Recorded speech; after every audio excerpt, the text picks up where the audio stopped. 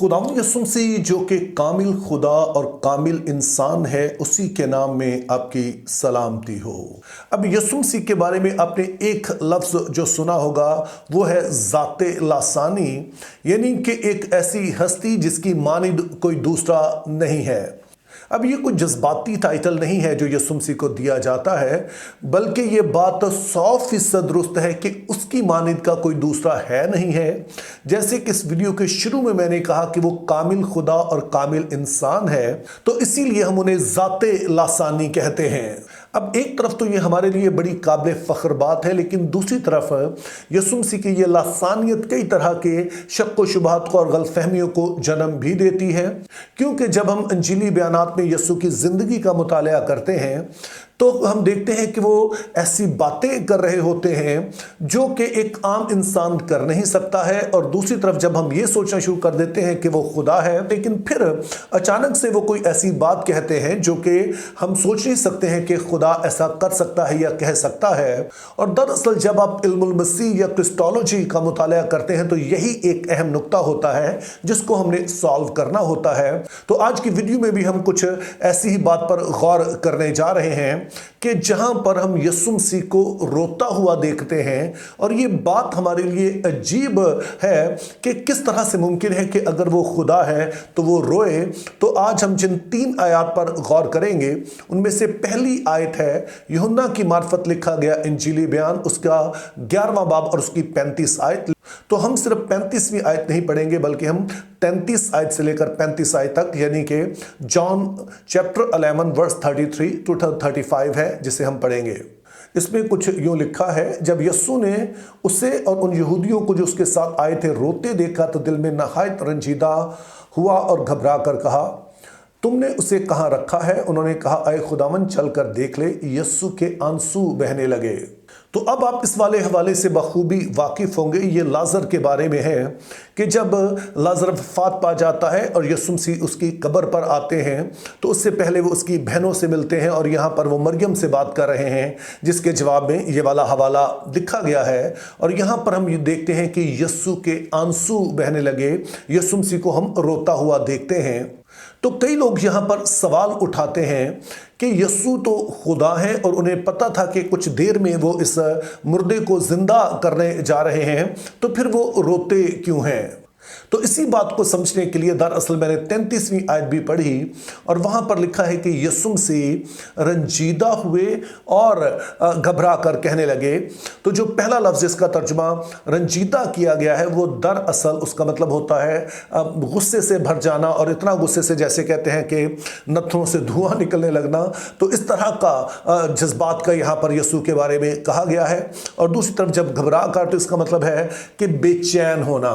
और ये दोनों ही बातें कही जाती हैं कि यीशु मसीह यहाँ पर जब रंजीदा होते हैं और घबरा कर कहते हैं, यानी कि गुस्से से भर जाते हैं और बेचैन होते हैं, तो वो दरअसल गुनाह और मौत की वजह से कि जिसने एक पूरी तबाही मचा रखी है। और चूंकि यीशु मसीह अभी लाजर को जब जिंदा करने जाते हैं तो वो दरअसल मौत का सामना करने जा रहे हैं, और उसके बाद उन्होंने खुद भी शख्सी तौर पर भी मौत का सामना करना है। तो ये गुस्सा दरअसल जो है वो गुनाह और मौत के सबब से है। और फिर ठीक इसी वजह से 35वीं आयत में बताया गया कि यीशु मसीह के आंसू बहने लगे हैं। तो ये वाले आंसू जो है ये किसी तरह से बेबसी के आंसू नहीं है, बल्कि ये इंसानी हालत पर आंसू हैं।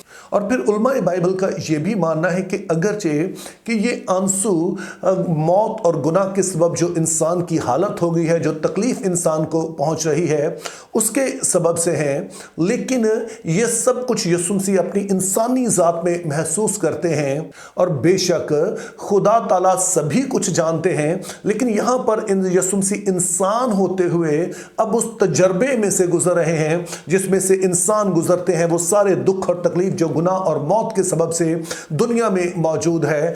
और इसी सबब से हम देखते हैं कि यीशु मसीह के आंसू बहने लगते हैं।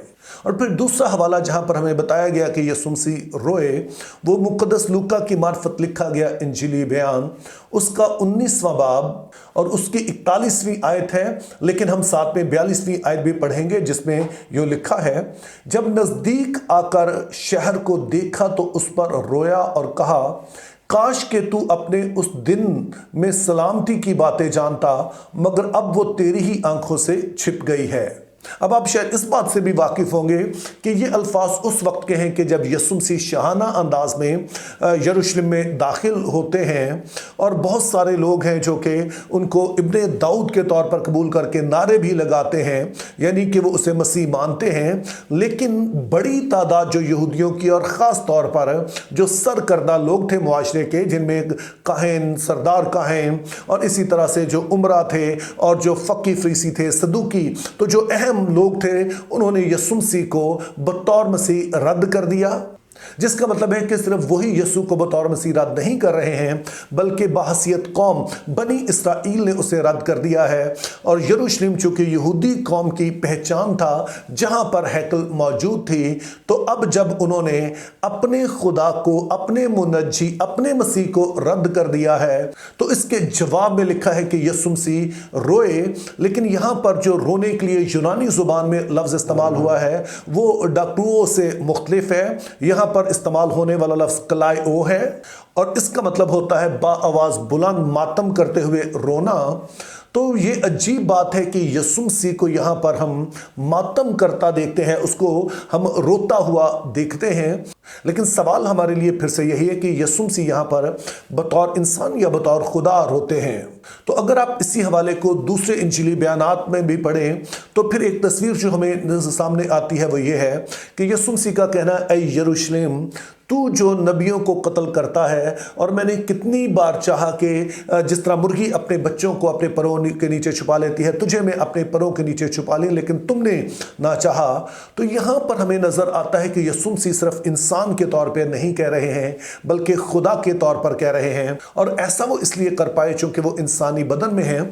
और इल्मुल मसीह में हम देखते हैं कि वो काम जो कि खुदा होने के नाते नहीं कर सकता है, वो इंसान होने के नाते यीशु मसीह कर सकते हैं। मिसाल के तौर पर खुदा के बारे में हम जानते हैं कि खुदा मर नहीं सकता है, लेकिन चूंकि यीशु मसीह इंसान भी है तो अपनी इंसानी हैसियत में वो मर सकते हैं। और ऐसे ही हम यहाँ पर देखते हैं कि अगरचे यहाँ पर यीशु मसीह खुदा होने के नाते मातम कर रहे हैं, लेकिन ये वो इसलिए कर पाए क्योंकि वो इंसानी जिस्म में मौजूद हैं। और फिर तीसरा हवाला यहाँ पर यीशु के रोने का जिक्र है, वो इब्रानियों 5 बाब उसकी 7 आयत है, जिसमें कुछ यूं लिखा है, उसने अपनी बशरियत के दिनों में जोर जोर से पुकार कर और आंसू बहा बहा कर उससे दुआएं और इल्तिजाएं की, जो उसको मौत से बचा सकता था, और खुदा तरसी के सबब से उसकी सुनी गई। और 8वीं आयत भी पढ़ लेते हैं, इसमें लिखा है, और बावजूद बेटा होने के उसने दुख उठा उठा कर फरमाबरदारी सीखी। अब जैसा कि हमने देखा कि यहाँ पर भी कहा गया कि यीशु मसीह ने जब वो इंसान बनकर दुनिया में रहे, यानी अपनी बशरियत के दिनों में, उन्होंने पुकार पुकार कर और आंसू बहा बहा कर इल्तिजाएं की। तो उलमाए बाइबल इस बारे में बटे हुए हैं कि एग्जैक्टली यहाँ पर किस बात की तरफ इशारा है। चूंकि बाज़ लोगों का कहना है कि ये गतसमनी की बात है कि जहाँ पर यीशु मसीह ने बाप से कहा कि ऐ बाप, हो सके तो ये प्याला मुझसे टल जाए। तो इन उलमा का कहना है कि इसलिए यहाँ पर कहा गया कि वो जो उसे मौत से बचा सकता था। लेकिन इस वाले नजरिए को कबूल करने में मुश्किल ये पेश आती है कि अगला ही हिस्सा हमें बताता है कि खुदा तरसी के सबब से उसकी सुनी गई। लेकिन हम तो जानते हैं कि अगरचे यीशु मसीह ने कहा कि बाप, हो सके तो ये प्याला मुझसे टल जाए, लेकिन इसके बावजूद हम देखते हैं कि यीशु मसीह को सलीब पर जाना पड़ा। तब दूसरी तरफ वो उलमा है जो कहते हैं कि हमें इस आयत को पूरा जो बाब है इसके सियाको सबाक में समझना चाहिए। और इस पूरे चैप्टर का सियाको सबाक यह है कि यहाँ पर यीशु मसीह का मुआजना जो लावियों की कहानत थी उसके साथ किया गया है।